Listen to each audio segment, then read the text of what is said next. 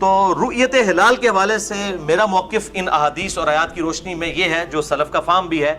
کہ جو ایک پولیٹیکل باؤنڈری ہے، جغرافیائی حدود ہے، اس کو فالو کیا جائے، اور باقی یہ خلافت کا بہانہ کرنا کہ جی جب خلافت قائم ہوگی پھر کیا ہوگا، اس وقت تو سارے ہی ایک کے انڈر او پائی جدوں ہوئے گی تو پھر تکیا جائے گا، پہلے ہی مصیبت کر کے بیٹھ جاؤ گے، اس وقت کا اجتہاد اس وقت ہوگا، اس وقت کے علماء بیٹھیں گے۔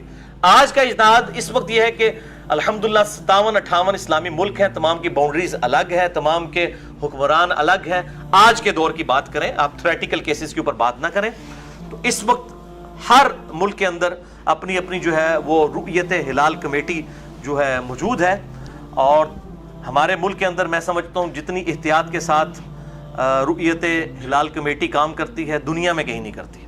سعودیہ میں بھی کمیٹی بیٹھتی ہے، لیکن اکثر اوقات وہ بعد میں اناؤنسمنٹ ہو جاتی ہے کہ اس دفعہ ہم نے چونکہ کیلنڈر فالو کیا تھا، ایک روزہ کھایا گیا ہے تو آپ ایک روزے کی قضا کر لیں، لیکن الحمدللہ یہاں پر پورے اہتمام کے ساتھ تمام بڑے بڑے جو 4 مکاتب فکر ہیں، بریلوی، دیوبندی، اہل حدیث اور اہل تشیع، ان کے جید علماء، للو پنجو علماء نہیں، جید علماء اس کے رکن ہیں، سائن کرتے ہیں۔ اب بعد میں جو چھوٹے موٹے کیڑے باہر نکل آتے ہیں اور وہ کہتے ہیں نہیں جی نہیں یہ ہمیں چاند کاٹ دیتا ہے، گورنمنٹ دے کہنے تے کاٹ دیتا ہے، جی یہ تے غلط نکل آیا ہے، ان کی تو کوئی اوقات ہی نہیں ہے، نہ ان کو کوئی ورت دینی چاہیے، کیونکہ آپ کے جو بڑے بابے تو ان کمیٹیوں کے اندر لاکھوں روپے تنخواہ لے کے بیٹھے ہوئے ہیں، ان کے سگنیچرز کو آپ وائلیٹ کر رہے ہیں۔ وہ تو باہر نکل کے نہیں کہتے کہ جی ہم نہیں مانتے، وہ تو سائن کر کے اٹھتے ہیں، اور وہ گن پوائنٹ پہ بھی نہیں ہوتے، پبلکلی یہ چیزیں ہوتی ہیں۔ تو یہ بالکل غلط ہے، اور اس طرح کے جو مجرم علماء ہیں، جن کو میں علماء کرائم کہتا ہوں، علماء کرام نہیں، ایک ہے علماء کرام جن کو میں کہتا ہوں علماء پرائم، عزت والے علماء، ان کی بدنامی کا باعث بھی یہ علماء کرائم، یہ مجرم علماء بنے ہوئے ہیں، اور یہ ریٹ آف دی گورنمنٹ کو چیلنج کرتے ہیں، ملک کے اندر 2-2 3-3 عیدیں اور یہ رمضان کرواتے ہیں، اور پھر الٹا میسیجز فارورڈ کرتے ہیں جی اعتکاف احتیاطاً ایک دن پہلے ہی بیٹھ جائیں، کیونکہ اس دفعہ چاند نہیں غلط نظر آیا تو صحیح نہیں نظر آیا، تو یہ نہیں ہوا تو وہ نہیں ہوا۔ ایسے علماء کو جو ہے وہ رمضان مبارک سے 2 دن پہلے ہی قید کر دینا چاہیے، جس طرح اللہ تعالیٰ رمضان کا چاند نکلتے ہی سرکش شیاطین کو جکڑ دیتا ہے، بخاری اور مسلم میں آتا ہے۔ ان جو سرکش شیاطین کو من الجنت والناس، جو جنوں میں سے بھی ہیں اور انسانوں میں سے بھی ہیں، ان علماء کو جکڑ دیا جائے، ریٹ آف دی گورنمنٹ کو جو چیلنج کر رہے ہیں، یا ان کو آپ پیسے دے کے تو عمرے پہ بھیج دیں، جس طرح پچھلے سال ہوا تھا، پیسے دے کے عمرے پہ بھیج دیا، پچھلی دفعہ سب نے اکٹھا کیا۔ اور ان کی آپ منافقت دیکھیں، یہ سارا جھگڑا چھوٹی عید کے اوپر کرتے ہیں۔ کبھی آپ نے دیکھا کہ بڑی عید کا جھگڑا ہوا ہو؟ کبھی سنا؟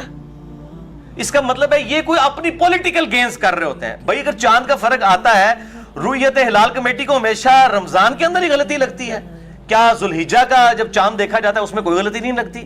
محرم کے چاند کے اوپر کوئی غلطی نہیں لگتی ہے؟ وہاں پہ آپ دیکھیں گے ہمیشہ کٹھی عید ہو رہی ہوتی ہے، بڑی ہے، چھوٹی عید کے اندر مسئلہ کھڑے ہو سکتا ہے میرا لیکچر سن کے وڈی سے بھی کرنا شروع کر دیں، میرے گاٹے نہ فٹ کریو، ویسے میں ان کو بتا رہا ہوں۔ اور پھر آپ دیکھیں یہ جو ایک خاص علاقہ ہے ہمارا، یہ جو کے پی ہے، خیبر پختونخوا، جس کے اندر یہ فتنہ کھڑا ہوتا ہے، آپ پچھلی 25-30 سال کی ہسٹری نکال لیں، آپ کو ہمیشہ 29 روزے ملیں گے۔ یہ کون سا چاند ہے جو ہمیشہ 29 کا ہوتا ہے؟ 30 آپ کو کبھی نہیں ملیں گے، ہمیشہ 29۔ چاند نکالنے کی بھی جلدی رمضان کا، اور رمضان کے ختم کرنے کی بھی جلدی۔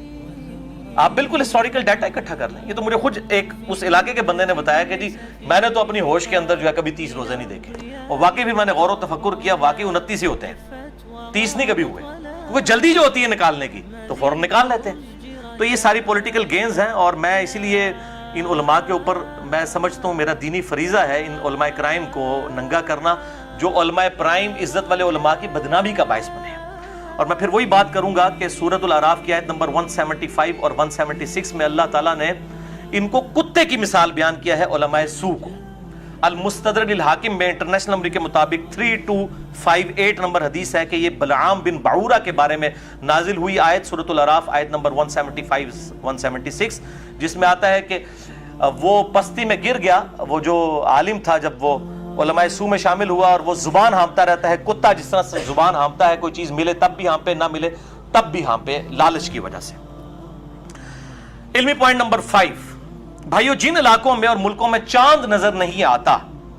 تو وہ اپنے سب سے قریبی علاقے کو فالو کریں ٹائم زون کے اعتبار سے، نہ کہ سعودیہ اور افریقہ اور پاکستان کی طرف دیکھیں۔ اب تو زیادہ تر لوگ ویسے افریقہ کی طرف دیکھیں گے، میڈ یہ شڑول چھوڑ دیتی ہے نا صحیح سرحد نال، صحیح مسلم شریف تو افریقہ اور شام کے اندر مدینہ سے بھی